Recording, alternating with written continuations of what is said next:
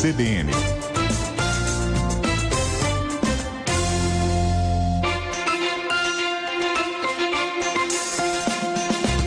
2h14. Fernando Praz, o goleiro do Palmeiras, é o nosso convidado de hoje. Praz, a gente gosta sempre de começar pelo começo com os nossos convidados aqui.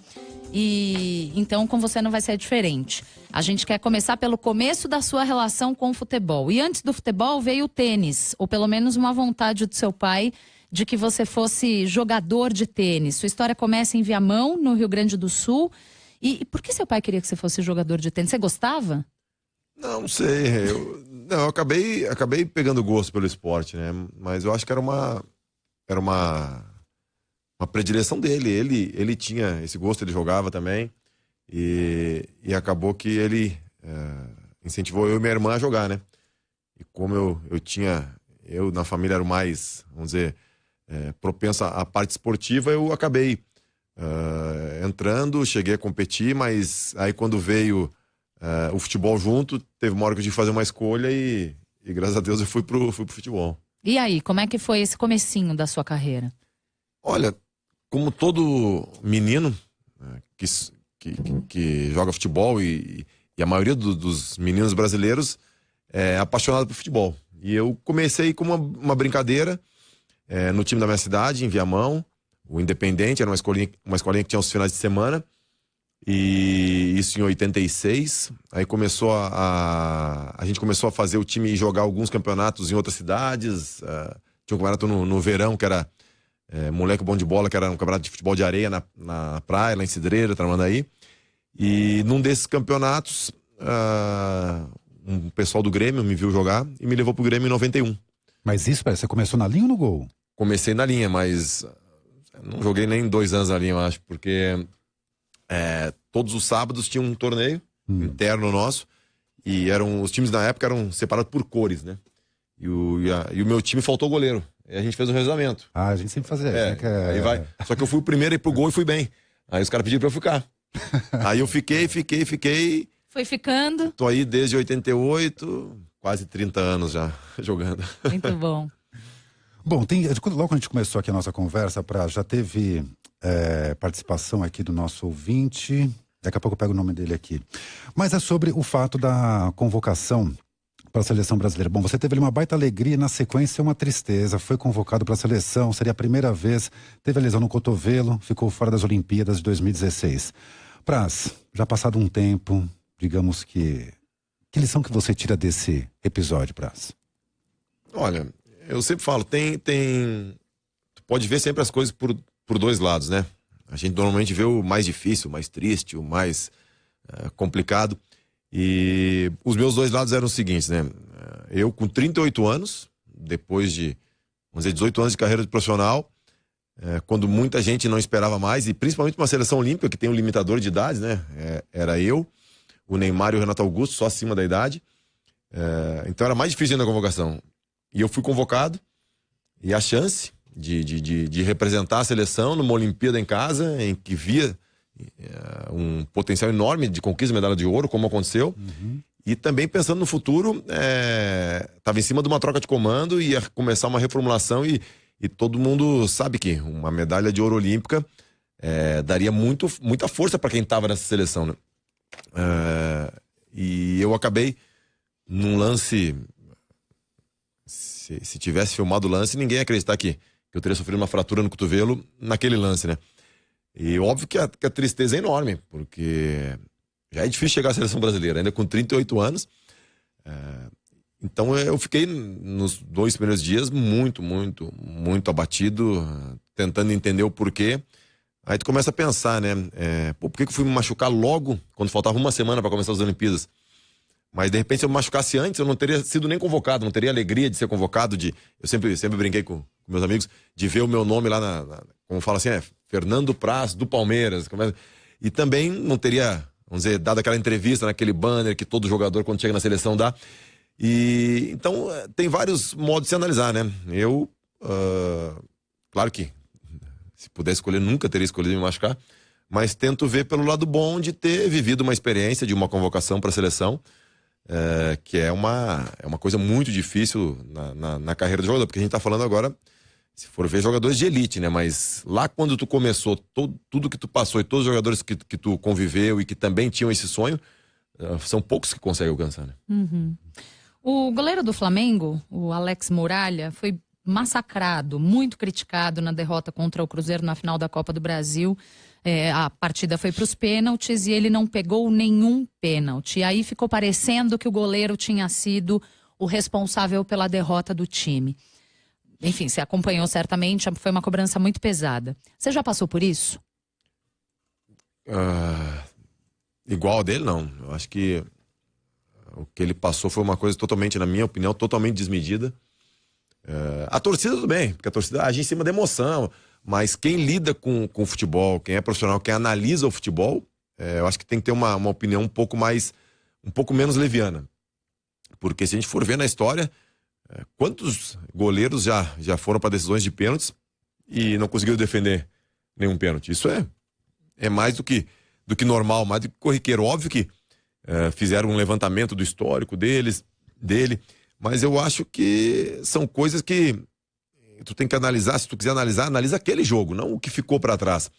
E eu acho que a gente tá perdendo muito tempo analisando certas coisas e deixando de analisar. Eu pouco ouvi falar do jogo, da grande campanha que o Cruzeiro fez, da grande campanha que o Flamengo fez, da grande final que foi Cruzeiro e Flamengo, da campanha das equipes, das variações táticas, do trabalho dos treinadores. Então acho que foi uma discussão muito rasa, não sei se por causa do teor comercial que hoje tem o futebol também. Eu já vi amigos meus falarem isso, que se dá mais ênfase à notícia, entre aspas, que vende mais, que gera mais cliques, que dá mais audiência. Então, de repente, esse massacre em cima do Alex, em termos de ibope, de audiência, rendeu muito mais. E aí as pessoas, no meu modo de ver, deixaram o que é mais importante, que é o futebol, em segundo plano. Uhum. Posso mudar de assunto? Claro. Quero falar um pouco do Bom Senso. O Praz foi um dos integrantes do Bom Senso Futebol Clube. Foi um grupo de jogadores e de ex-jogadores que foi formado em 2003. Eles se juntaram para fazer frente aos cartolas da CBF, para levar para frente algumas reivindicações da categoria. E o grupo tinha 5 pautas principais: calendário do futebol nacional, férias dos atletas, período adequado de pré-temporada, fair play financeiro e participação nos conselhos técnicos das entidades que regem o futebol nacional, que não vão nada bem, conforme temos acompanhado no noticiário esportivo e policial dos últimos anos. Vocês conseguiram avançar em algumas pautas, certo? Certo. Quais foram as conquistas, as principais conquistas do Bom Senso, Praz? Olha, a questão das férias, se respeita agora um mês de férias, né? A questão do calendário melhorou um pouco, mas esse ano de Copa do Mundo, 2018, vai estrangular de novo, porque o pessoal não se preparou. É matemática, né? Tu tem o mesmo número de meses, de dias e de semanas no ano. Tu tem um evento a mais. Um evento a mais, que para no mínimo durante um mês o campeonato. Vai faltar datas, né? Então vai se perder, parece que um pouco da pré-temporada, não vai ser aquela pré-temporada. Eu não sei como é que eles vão ajeitar isso aí, né? Em relação ao fair play, tudo começou naquela mesma época que a gente estava brigando por algumas coisas, estava se discutindo em Brasília como se fosse um referenciamento das dívidas dos clubes, né? E a principal é a dívida tributária. Era o Profut, não é isso? O Profut, que é a maior dívida dos clubes, né? A maior parcela da dívida dos clubes. E sem dúvida nenhuma, a gente não tinha dúvida nenhuma que iria passar um novo refinanciamento com isenção de juros, de multas, com alguns benefícios normais de um refinanciamento, né? Mas sem contrapartida nenhuma. E aí não precisava ser mágico para saber o que ia acontecer. Os clubes iam aderir ao refinanciamento, iam conseguir as certidões negativas, iam deixar de pagar e daqui a 10 anos ia ter que fazer outro refinanciamento e não ia resolver nada. E o que a gente batalhou foi isso, que tivessem algumas contrapartidas para que fosse feito isso. E não é... E muita gente fala, principalmente com esse advento das mídias sociais, as pessoas ganharam muito mais voz, né? E às vezes não sabem usar isso aí. E muitos foram criticados porque são jogadores, e tinham jogadores de nome, né? Alex, Dida, Juan, entre outros.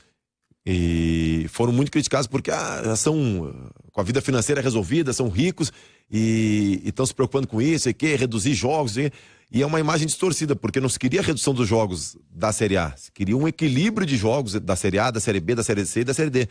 Porque tem atletas, as pessoas têm uma imagem totalmente errada do futebol, né? São duas coisas diferentes, né, Prazo? Uma coisa é quanto o jogador ganha, outra coisa é a capacidade física que ele tem para desempenhar durante todo o ano nesse calendário maluco, por exemplo. E um dos argumentos mas ganha bem, se eu ganhasse isso eu jogava todo dia. Mas a gente tá falando de 2, 3% que ganha bem. O resto ganha mal e muito mal. E não tem emprego e ainda não recebe. Então, 95% dos jogadores de futebol no Brasil ganham menos de 5 mil reais, menos de 3, 4 salários mínimos. Então, é que a realidade que se passa é a realidade de Neymar, de Série A. Então, o que se vê na TV, o que se tem acesso, é totalmente diferente da realidade do futebol mesmo. E eu posso falar porque eu vivi as duas realidades. Eu joguei em times que eu recebia muito pouco, não recebia, era me cortada a alimentação, era me cortada moradia, eu tinha que me virar e sem receber salário. Então, nós fazíamos mágica.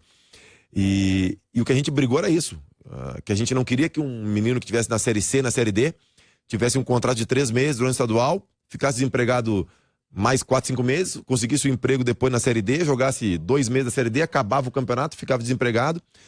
Então a gente queria um calendário mais equilibrado, né? E aí muitas pessoas não entendiam isso, falavam que os jogadores já com a condição financeira queriam trabalhar menos e ganhar mais, porque não diminuíam os salários.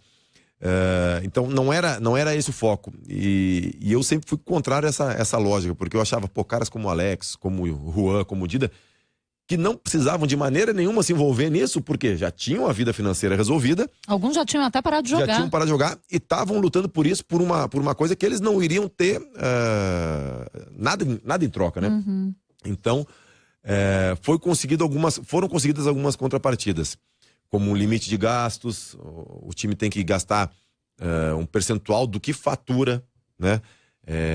Investir no próprio time. Investir na base. Tinha que comprovar o pagamento de salários para funcionários, jogadores, as obrigações tributárias. Tem uma série de coisas que tinha que apresentar certidões negativas para poder se inscrever na competição. Então, uma série de coisas que, querendo ou não, já eram um início para começar a ter uma gestão com mais responsabilidade, né? Responsabilizar o diretor pelas dívidas deixadas, contraídas, né? Porque hoje em dia o mais prejudicado, ao contrário do que as pessoas pensam, não é o jogador, porque o jogador vai ficar sem receber 4, 5 meses, mas ele vai entrar na justiça, ele vai lá na frente receber. O diretor, ele vai ter o mandato dele, vai deixar dívidas, vai para casa, vai para praia e tá tranquilo.